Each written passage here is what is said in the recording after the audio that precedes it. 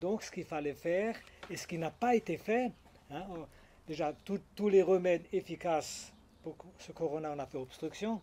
Ça c'est quand même curieux, hein, enfin curieux, moi je connais la finalité, hein, c'est parce que vous nous proposez le vaccin.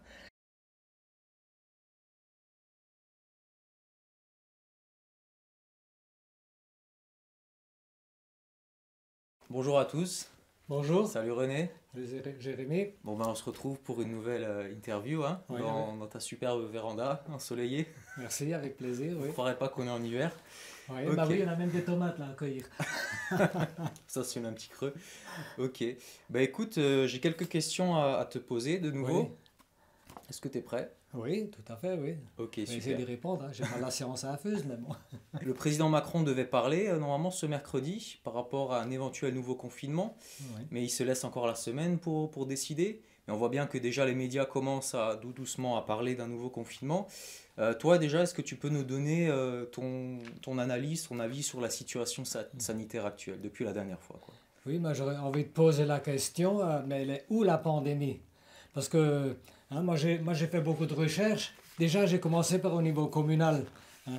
Moi, je constate que en 2020, hein, il y a eu, dans un village de 1600 habitants, il y a eu 9 décès au total. Ton Hein. village, hein? Dans mon village, Ouais, ouais. oui, 1600 habitants, 9 décès. Et puis il y a eu dans les 23 naissances. Donc la population a augmenté dans notre village en 2020. Alors elle est où la pandémie? Et en plus, je constate, quand je prends l'état civil de 2019 de mon village, il y a eu 13 décès. C'est-à-dire que quand il n'y avait pas de pandémie, il y avait eu plus de décès que pendant l'année où il y a la pandémie. Maintenant, est-ce que notre village, c'est peut-être une exception, hein, pourquoi pas, mais après, j'ai comme cherché ailleurs, hein, et là, il suffit d'aller voir les statistiques officielles de l'INSEE pour voir qu'il n'y a pas d'augmentation significative de nombre de décès. Alors, on peut encore aller voir sur d'autres pays européens, par exemple, ben, c'est tout à fait pareil, il n'y a pas eu d'augmentation de décès, et surtout pas même dans les pays qui n'ont pas vraiment respecté le confinement, c'est pareil, hein, il n'y a pas eu voilà, de flambée de décès. Et je regarde aussi au niveau des États-Unis. Donc voilà, on peut déjà se poser la question sur cette pandémie, si elle existe vraiment. Les maladies hivernales, comme le coronavirus, sont complètement transparentes pour les moins de 50 ans. Les moins de 50 ans n'ont absolument pas plus de chances de décéder pendant un épisode de coronavirus que le reste du temps. Donc, et maintenant, même si on a des problèmes de santé, parce que moi, avant tout, hein, ce sont des problèmes de santé qu'on a, les gens qui meurent, soi-disant du Covid, hein, quand on regarde les avis de décès dans le journal, on se rend compte que c'est tous des personnes très âgées qui sont souvent mortes suite à longue et pénible maladie, mais on a quand même attribué leur décès au Covid. Donc on peut se demander s'il n'y a pas une gigantesque manipulation là derrière. Ouais. Là, on arrive tout doucement, on se dirige, je sais pas, hein, j'aimerais pas, mais il semble qu'on se dirige vers un troisième confinement. À ton avis, ça peut durer combien de temps? Est-ce que le but c'est de vacciner toute la population, à ton avis? Jusqu'à où ça peut aller? Alors combien de temps que ça va durer? Donc c'est une décision politique et pas médicale. Hein. Encore, s'il y a des médecins qui prennent la parole sur les médias, ce n'est pas l'avis de la plupart des médecins. Hein. Malheureusement, très peu de médecins osent parler. Et beaucoup ont peur de parler parce qu'il y a de peur de, voilà, d'en recevoir des coups de bâton. C'est comme ça aussi, malheureusement. Et donc, voilà, donc c'est une mesure politique avant tout, qui est imposée, pas seulement par les dirigeants de notre pays, mais que ça monte beaucoup plus haut. Et là, bon, je ne vais pas rentrer dans des théories de la conspiration, je dirais, mais il y a quelque chose de pas normal qui se passe, hein. Quand on voit qu'il y a des pays qui ne respectent pas le confinement, hein, parce que les autorités ne se sont pas laissées corrompre. Et puis il y en a, le président de Biélorussie l'a bien dénoncé, hein, qu'on essaie de corrompre les gouvernements pour qu'ils appliquent le confinement et le masque. Что от нас требуют партнеры? Было заявлено о возможности предоставить Беларуси 940 миллионов долларов, так называемого быстрого финансирования.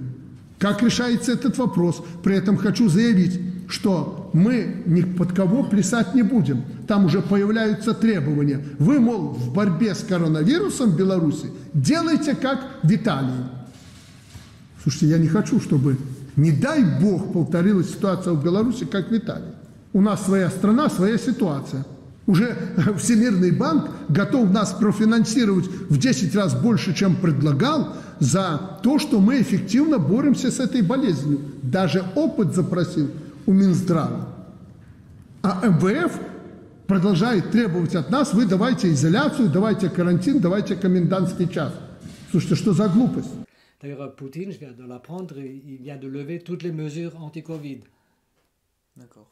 Donc c'est pas une histoire sanitaire. Ok. Alors du coup, pour les gens par exemple qui tombent sur cette vidéo et qui voilà qui savent pas trop ce que c'est un virus, on va peut-être revenir aux bases. Est-ce que tu peux peut-être nous dire ce que c'est un virus? Est-ce que tous les virus sont dangereux? Est-ce que le virus a un rôle? Mais justement, le virus a un rôle à jouer. Et moi, je me suis beaucoup intéressé à différents travaux de virologues. Bon, effectivement, il y a par exemple le professeur Montagnier et là le professeur Fourtian. Eux, ils disent que pour le Covid, il s'agit d'un virus qui a été trafiqué, mais qui a très vite perdu sa virulence, parce qu'un virus, ce n'est pas un être vivant. Hein, donc un virus, on a beau pouvoir le trafiquer, il perd très vite sa virulence. Maintenant, pour d'autres scientifiques, pour d'autres chercheurs, virologues, le virus a un rôle à jouer. Hein, mais seulement la nature n'a pas prévu de virus qui tue. En fin de compte, le virus, par exemple, il peut provoquer des symptômes, il peut provoquer des éruptions, comme, je sais pas, bon, je peux parler de l'herpès par exemple, mais cet herpès, c'est peut-être quelque chose qui sort, des toxines qui sortent quelque part. Et donc, il n'y a pas de virus qui est là pour rendre malade dans le sens pour nous tuer. En fin de compte, c'est plutôt je dirais, il faut même partir un rôle dans des boueurs, je dirais, enfin, ou peut-être chef d'orchestre d'un nettoyage de corps. C'est ce que disent beaucoup de virologues. Et moi, je m'intéresse aussi à un grand virologue allemand qui est Stefan Lanka. Et puis oui, effectivement, lui, il dit même que les images de virus qu'on nous montre, c'est des faux, hein, c'est des montages faits par ordinateur, genre Photoshop et compagnie, quoi. Il y a Jean qui disait, hein, je l'ai vu il n'y a pas longtemps, Jean, il disait quelque chose qui m'avait frappé, c'est que un mort, quand on le met dans un cercueil, si on ouvre le cercueil quelques semaines après, il est mangé par les vers. Mais les vers, on les a pas mis dans le cercueil avant qu'il arrive. Donc en fait, les vers, ils sont déjà à l'intérieur de nous et ils se développent en fait pour faire ce que tu disais, le travail des boueurs en fait. C'est ça, oui, c'est ça, mais c'est ça la nature. De toute façon, parce qu'on parle toujours des bactéries, des bactéries justement, heureusement qu'il y a les bactéries. De toute façon, les virus et bactéries, c'est la vie. Hein. Nous avons tous des milliards et des milliards de bactéries, de virus en nous. Les bactéries sont là pour décomposer la matière morte, entre autres. Hein. Sinon, on serait dans une montagne de haine, hein. Ouais. Oui. S'il n'y avait pas les bactéries. Donc, et même dans le sol, un sol vivant, c'est les bactéries qui font que le sol est vivant, qu'on puisse se nourrir à partir du sol. Donc tous ces micro-organismes font partie de la vie et rien n'a été prévu par la création qu'il y a des micro-organismes qui tuent.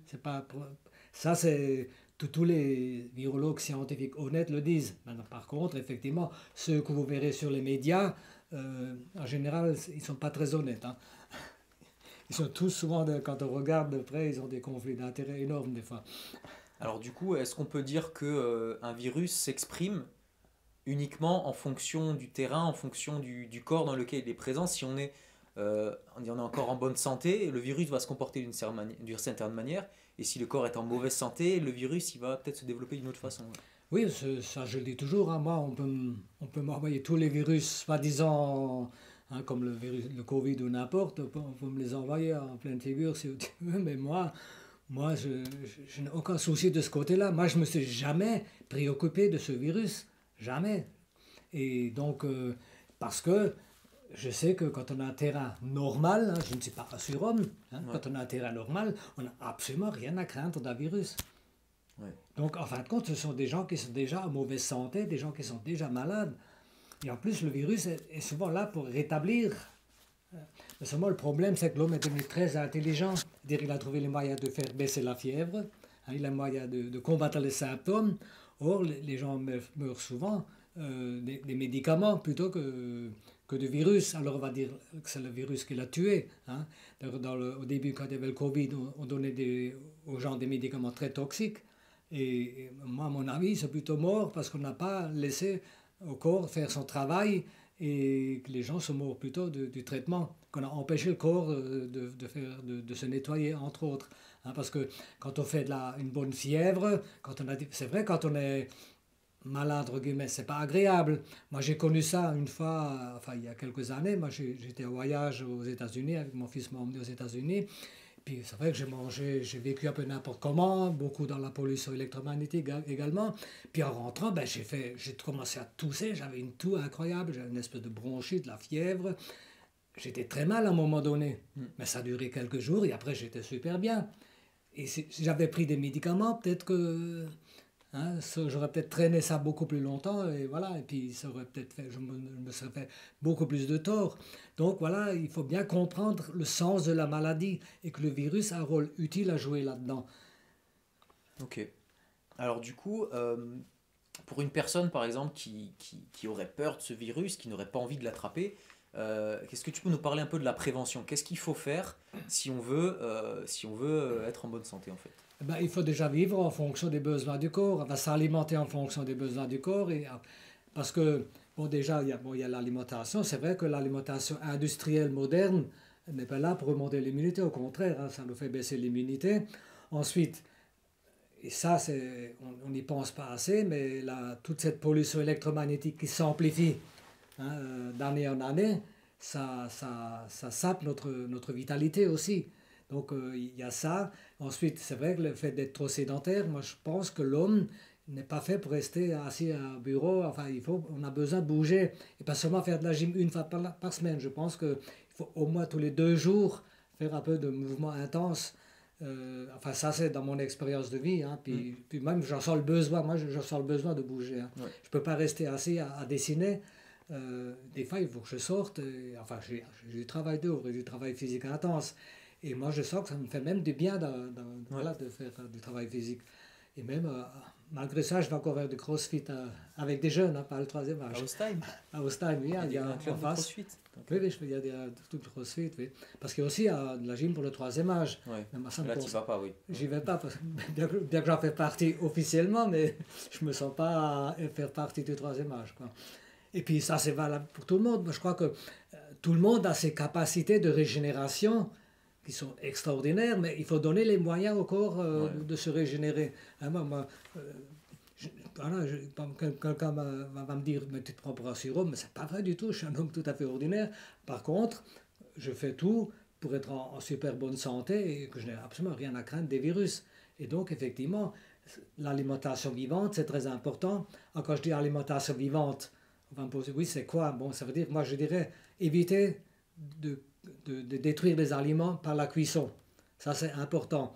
Maintenant, est-ce qu'il faut manger des protéines animales ou enfin des produits animaux ou est-ce qu'il faut être végétarien? Là, moi, je n'ai pas de réponse fixe parce que nous sommes tous différents. Et moi, mon expérience personnelle, c'est vrai qu'avec un peu de produits animaux, je pense qu'on se porte mieux. C'est mon expérience. Moi, pendant longtemps, j'étais dans cette philosophie végane, végétalienne. Hein, mais j'ai remarqué, donc c'est mon expérience. Hein, c'est pas parce que j'ai lu un livre qui parle de végétalisme ou de carnivorisme que j'ai pris des décisions. C'est à partir de mon expérience et c'est ce que chacun devrait faire. Hein, donc, s'adapter en fonction de lui, observer son corps. Donc plutôt des produits bruts, parce que la cuisson va détruire les micronutriments. Tu disais que l'important aussi c'était de garder une bonne activité physique. On voit que c'est complètement contradictoire aujourd'hui puisque les salles de sport sont fermées. Déjà que les gens faisaient pas beaucoup, enfin je sais pas s'ils faisaient pas beaucoup de sport, mais là ils peuvent en faire encore moins puisque tout est fermé. Oui. Donc ouais, c'est problématique. Effectivement, on fait même tout pour détruire l'immunité des gens à tous les niveaux parce que déjà de se retrouver ensemble à faire de la fête ensemble, tout ça, on ne peut plus, officiellement on ne peut plus. Et tout ça, effectivement, donc les salles de sport fermées, et même pendant les confinements, les gens ne pouvaient même pas aller se promener dans la nature. Puis même quand on voit qu'on a même doté la gendarmerie de quad et de motocross pour aller faire la chasse aux promeneurs, alors, c'est quoi ça? Donc, alors que justement, ce serait bien d'aller se promener. Et moi, ils m'ont arrêté parce que pendant que je cherchais de la sève de boulot, alors que je leur ai dit, mais c'est justement, c'est pour remonter l'immunité, c'est pas très bon, quoi. Ouais. Okay. On a l'alimentation, on a l'activité physique. Est-ce qu'on a aussi quelque chose au niveau de la sphère psychologique? Ah ben ça, c'est important, hein. Moi, je pense que déjà, le bien-être intérieur, hein, déjà dans un premier temps, c'est aussi par l'alimentation. Si on a une alimentation vivante, c'est-à-dire assez brute, hein, qui n'est pas cuite ou trop cuite, hein, bon, on peut peut-être pour ceux qui veulent. Hein. Je ne dis pas qu'il faut être crudivore à 100% non plus. Hein. Mais à partir de ce moment-là, quand on se mange sainement, quand on n'a pas des produits toxiques, on a une très bonne flore intestinale, un très bon microbiote. À partir de ce moment-là, il y a déjà un bien-être qui est là, puisqu'on sait très bien maintenant que la plupart des hormones du bien-être sont sécrétées dans les intestins. Mais on sait aussi que la mélatonine et d'autres hormones du bien-être sont aussi perturbées par la pollution électromagnétique, qui sont produites par ailleurs. Et donc, il y a déjà ça, mais effectivement, il y a aussi toute une philosophie de vie, hein, parce que pour moi, ce qui m'a aussi beaucoup conforté et apporté une certaine joie de vivre, c'est d'avoir la foi, mais alors la foi sans croyance, hein, moi je n'adhère à aucun système de croyance, hein, mais il faut vraiment faire confiance déjà à cette force qu'il y a en nous, cette présence qu'il y a en nous, et je crois qu'il faut vraiment arriver à contacter cette présence qui est en nous, et ça nous conforte déjà dans tout ce qui nous arrive, parce qu'en fin de compte, tout ce qui nous arrive dans la vie, il n'y a pas de hasard, hein. On a tous des expériences à vivre, hein. Des fois aussi, et les événements négatifs, il faut savoir qu'on les provoque des fois inconsciemment, parce qu'à travers ça, on a aussi quelque chose à apprendre. Et donc, mais tout ça, malheureusement, ce n'est pas enseigné, hein, parce que les religions, enfin, ce qui me concerne, c'est plutôt l'inverse. On m'a surtout appris la culpabilité, hein. On ne m'a pas appris la joie de vivre. Or, ça, c'est important, être dans une joie de vivre, et on l'acquiert aussi donc par cette foi en la vie, hein, on peut dire en Dieu, ou peu importe le nom qu'on donne. Hein. Ouais. Mais du coup, je rajouterais aussi que là encore, enfin, je ne vais pas dire le gouvernement, mais tout est fait pour que les gens ne se rencontrent pas, n'aient plus de relations, de contact social entre eux. Les gens sont enfermés chez eux, le soir ils ne peuvent plus sortir. Enfin, on a perdu en relations sociales. Donc là encore, tout est fait pour baisser en fait le moral des gens. Quoi. On essaie de nous casser au maximum à travers cette pandémie. Pas seulement casser physiquement et moralement, mais aussi casser l'économie. Ça se voit, hein, c'est flagrant. Hein. Et aussi tout ce qui est derrière encore, les vaccins surtout, les vaccins. Donc là, conseil que je peux donner, surtout ne vous faites pas vacciner. Parce que là, ces vaccins, hein, il y a assez de chercheurs, de scientifiques, de gens qui connaissent et qui ont étudié ces vaccins, qui savent que ils sont très toxiques. Hein. Et même, ils disent que c'est même pas un vaccin. On ne peut même pas appeler ça un vaccin. On l'appelle vaccin, mais la façon dont il est fait, ce n'est pas plus un vaccin classique. Hein. Voilà, donc méfiez-vous du vaccin, mais parce qu'ils vont tout faire actuellement pour que les gens se fassent vacciner, alors qu'il y a certainement plein d'autres solutions. Enfin, il y a d'autres solutions. Ok, donc si on résume au niveau du préventif, il y a une alimentation brute, riche en micronutriments, pas dénaturés. Oui. Une activité phisique, donc se forcer à aller dehors. Au grand air, c'est mieux, hein, j'imagine. Au grand air, bien ouais. sûr, bien sûr. Ouais. Et des fois s'éloigner des sources de pollution électromagnétique. Moi, j'insiste là-dessus, hein, parce que moi, je le remarque aussi sur moi quand je suis longtemps exposé à ce genre de pollution, je le sens quand même. Hein. Voilà. Et du coup, en troisième, essayer de retrouver cette joie vive. Donc, moi, j'avais fait une vidéo une fois sur comment garder une bonne activité physique pendant le confinement. Et moi, du coup, ce que j'ai adopté comme stratégie, c'est j'ai appelé mes potes et j'ai dit, bon, on se voit demain, on fait un truc ensemble. Vraiment essayer de se voir avec ses amis, de pas rester seul chez soi et de se dire, bon, qu'est-ce que je fais? Aujourd'hui, il y a plein de tentations, il y a Netflix, il y a plein de choses comme ça. Donc, il vaut mieux essayer de rester entre soi, quoi. Oui, Okay. oui. Non, mais ça c'est important, la vie sociale, on essaie de casser la vie sociale, là, c'est incroyable. Par contre, on accepte que les gens, dans les métros, dans les trains de banlieue qui sont bondés, les quais qui sont bondés, les escaliers roulants qui sont bondés, alors que les remontées mécaniques en plein air pour le ski sont fermées. Mais c'est un non-sens total, tout ce qu'on nous impose là, un non-sens total. Et là, il faut que la population se réveille, il ne faut pas qu'on accepte tout ce qu'on nous impose. Et j'espère qu'il n'y aura pas de confinement, mais s'il y a un confinement, je sais que c'est difficile parce que l'amende, voilà, bon, il y a une amende quand même derrière, il y a le coup de bâton derrière, mais voilà, il faudrait quand même qu'on arrive. Si on est, pareil, la désobéissance civile, ça marche que si on est suffisamment nombreux. Hein, si je suis moi tout seul à sortir, ça ne marche pas, quoi. Ouais. Ok, donc on est bon pour le préventif. Oui. Maintenant, si quelqu'un, par malheur, parce que c'est arrivé à plein de monde, hein, attrape un virus, on va dire, ou ce virus, on va dire, qu'est-ce qu'elle peut faire? Qu'est-ce qu'elle a à sa disposition comme technique? Moi, je dirais que, enfin, mon point de vue, enfin, c'est pas le point de vue de virologue, hein, c'est quelque chose qu'on n'attrape pas de l'extérieur. hein, c'est quelque chose qui vient de l'intérieur, parce que le corps en a besoin.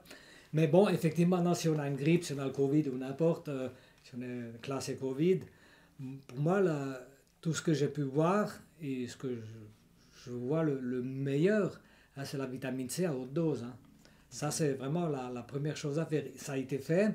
Il y a des pays où ça a été, où là, on a mis la vitamine C en injectable à des cas graves qui se sont guéris, qui se sont remis très rapidement avec la vitamine C à haute dose.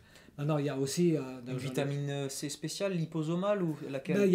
Effectivement, il y a différentes formes de vitamine C. Maintenant, pour l'entretien, on va prendre des comprimés d'acérola. Okay. Maintenant, pour des doses plus importantes, il y a l'acide ascorbique. Mais beaucoup de gens ne la supportent pas au niveau intestinal. Donc, c'est vrai que la liposomale, à ce moment-là, c'est mieux parce qu'elle est mieux tolérée.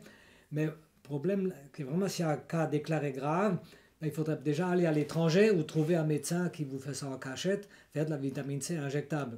Donc là, c'est le top quand on est vraiment au bout. Quoi. Ensuite, il y a, moi j'en ai cultivé plein, là, c'est l'artémisia. Hein, donc là, j'en ai distribué. J'en ai pas consommé personnellement parce que je ne sentais pas le besoin. Ouais. Mais quand les clients venaient chercher des pommes, je leur distribuais de l'artémisia en grande quantité. Ensuite, ce qui est très bon, il y a... Moi, je pense que même quand on est malade, si par exemple moi je suis grippé, ça m'est arrivé il y a quelques années, j'en ai parlé, le mieux à ce moment-là, c'est le jeûne. Le jeûne et puis reprise progressive, pas de jeûne long, je ne suis pas trop pour les jeûnes très longs, mais même un jeûne d'un jour et faire une reprise progressive d'alimentation. Mais à ce moment-là, quand on a de la fièvre, là je déconseille quand même les fruits acides. Parce que les fruits, c'est pas bon dans ce moment-là. Il vaut mieux recommencer avec des jus de légumes ou des choses comme ça. Puis réintroduire les fruits après quand il n'y a plus de fièvre.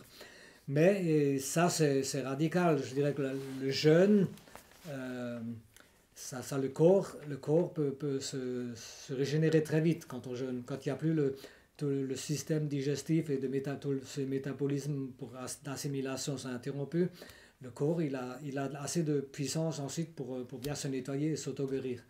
Ça, pour moi, la vraie guérison, c'est l'auto-guérison. Hein.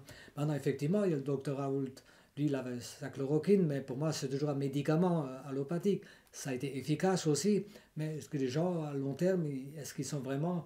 Il n'y a pas de regard de vitalité à ce moment-là. Ils ont peut-être arrêté un symptôme, c'est vrai, ça peut marcher, mais bon, personnellement, je ne prendrais pas ça. Hein, pour moi, si maintenant j'aurais quelque chose une grippe importante, voilà, la première chose que je fais, c'est le jeûne. Ok. Donc vitamine C. Vitamine D aussi, c'est. D. Okay. On dit le zinc, ça rentre bien dans le métabolisme pour cette auto-guérison.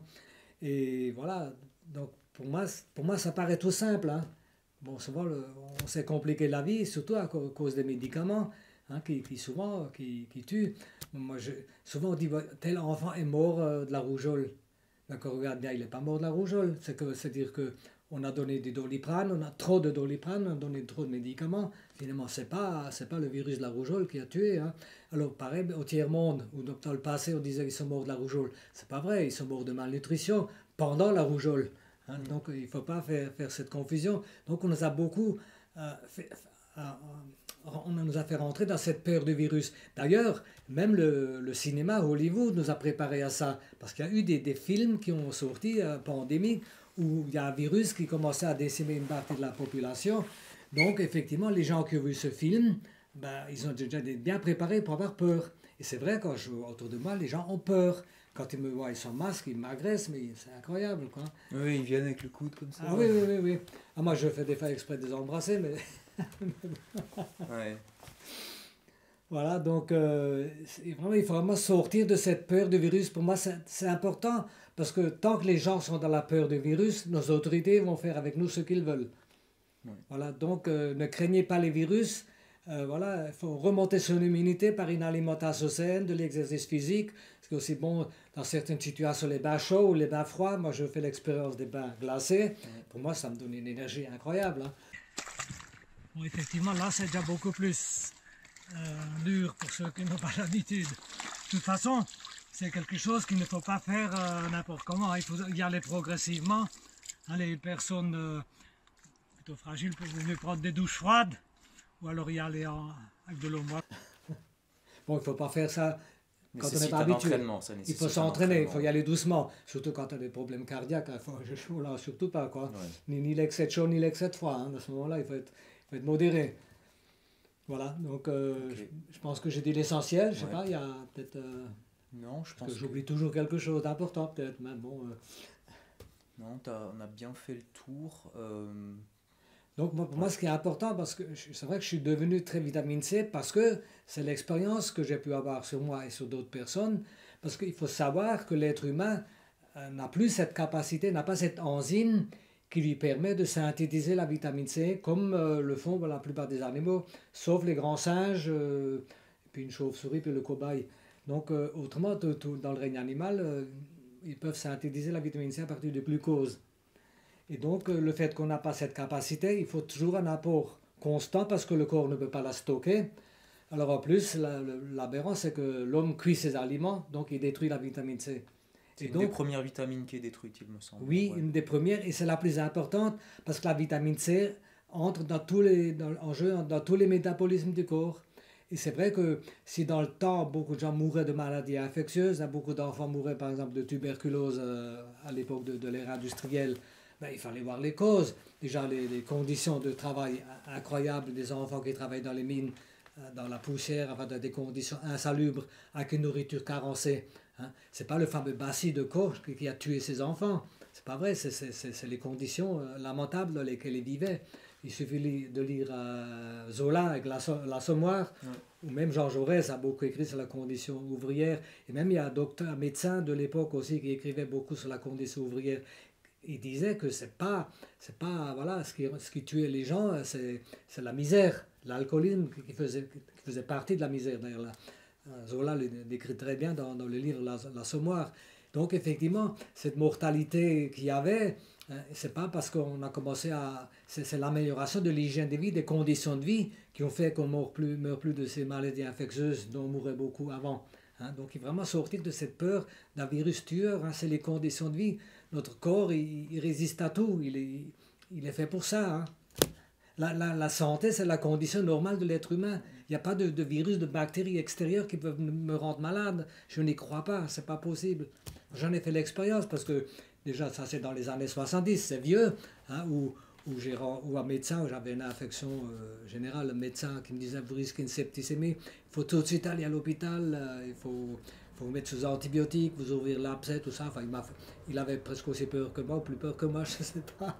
En tout cas, moi, j'ai commencé à étudier justement l'hygiène vitale, et donc j'ai mis en place les mesures d'hygiène vitale. J'ai commencé par jeûner, et ensuite reprendre progressivement du cru.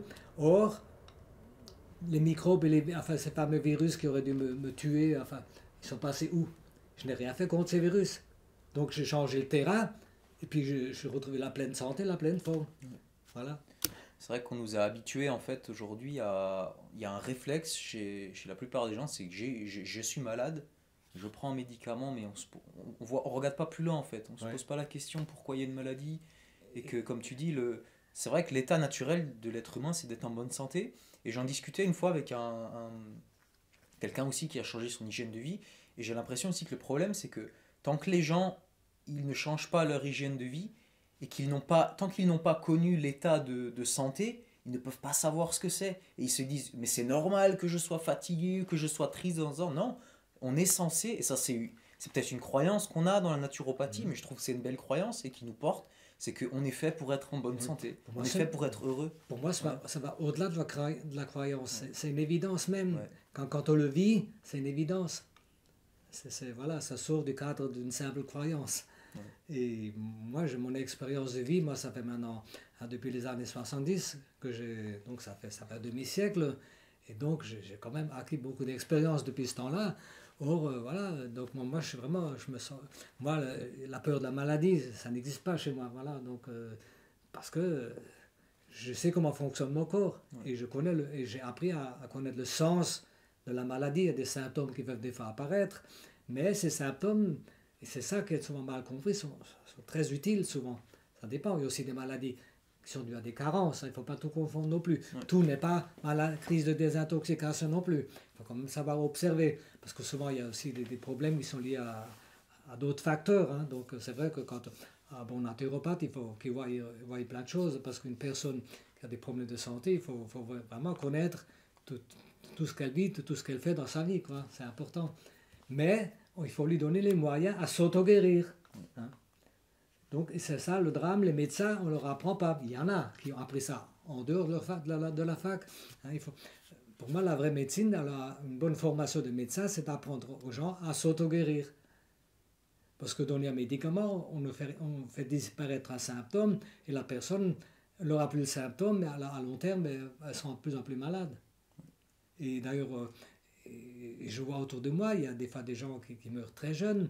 Et quand on regarde de près, j'ai vu ça dans des proches ou de la famille, parce qu'ils étaient sous traitement médical. Et puis moi j'ai vu, il y a un cousin qui est venu me voir, bon, il est déjà presque au bout du rouleau. Quand il m'a dit tout ce qu'il subit, tout ce qu'il prend, tout ce qu'on lui fait faire au niveau médical, j'ai dit si tu continues à te laisser faire comme ça, ils vont te tuer. 15 jours après, il était mort.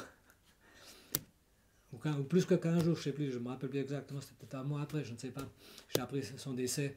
Mais parce que, pour moi, je dirais que c'est tous ces traitements qui ont empêché son corps de réagir, qui l'ont tué, quoi.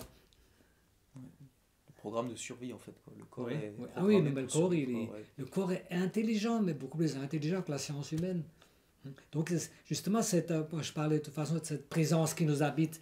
Il y a une intelligence qui est là, hein, qui nous a fait passer du stade d'embryon jusqu'à l'état adulte. Cette intelligence est toujours là. Et c'est elle qui rééquilibre le corps en passant par ce qu'on appelle, entre guillemets, maladie. La condition normale de l'être humain, c'est d'être une bonne santé. Seulement, la bonne santé, c'est ce qu'il faut bien comprendre. La bonne santé, rarement exemple de trouble. J'en ai donné des exemples. On peut avoir des crises. Mais c'est un signe de bonne vitalité. Un enfant qui fait de la fièvre, c'est signe de vitalité.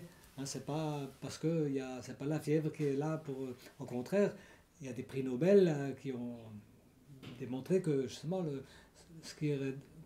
la fièvre annule les virus, même les virus les plus dangereux. Enfin, plus dangereux entre guillemets, parce que personnellement, je pense pas qu'il y ait des virus dangereux. Donc voilà, être bien, c'est vraiment la condition normale de l'être humain. On est là pour être heureux, hein, on n'est pas là pour être malade, on n'est pas là pour souffrir. Hein, donc c'est à nous de faire le choix d'être heureux et en bonne santé. Mais pas en prenant des médicaments. Justement, le médicament, c'est plutôt la voie de l'enfer, hein, à mon avis. Maintenant, il y a des situations où transitoirement on peut avoir besoin. C'est toujours une béquille qui peut être utile transitoirement. Mais pour moi, tout remède n'est qu'une béquille, même naturelle, hein. Pour moi, une vraie guérison, c'est une auto-guérison. Merci René. Merci à toi, Jérémy. D'avoir partagé avec nous tout ce que tu sais, ton expérience. Et je rajouterais que si les gens veulent commander ton dernier livre, Élan Vital, ils peuvent se rendre directement sur ton site. Oui, ou me contacter par téléphone, s'ils ne veulent pas passer par le site. Hein, voilà. Okay. Donc effectivement, Élan Vital, c'est un livre que je recommande, hein, c'est un peu le fruit de mon expérience. D'accord. Qui peut aussi se lire pour des enfants, c'est très facile d'accès. Pour les jeunes, oui, les jeunes sont très accros à l'image. Des fois, les plus jeunes, il faut un peu les accompagner, leur expliquer certaines choses. Mais les jeunes s'accrochent beaucoup à ça, à l'image. Hein. J'ai beaucoup de jeunes fans. Ok, super. Écoutez, merci d'avoir suivi la vidéo et puis je vous dis à bientôt. Au revoir. Merci, Jérémy.